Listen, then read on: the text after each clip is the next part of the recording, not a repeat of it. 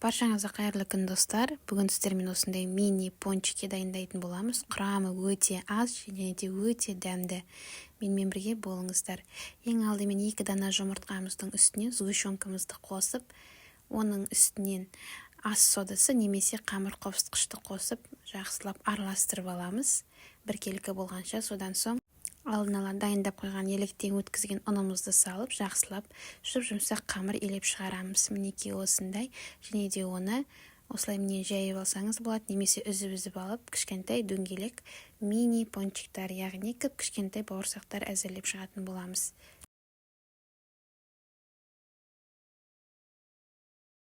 Мінекей осылай дөңгелектеп, алдын ала қыздырып қойған майымызда осылай міне барлығын салып қуырып алатын боламыз.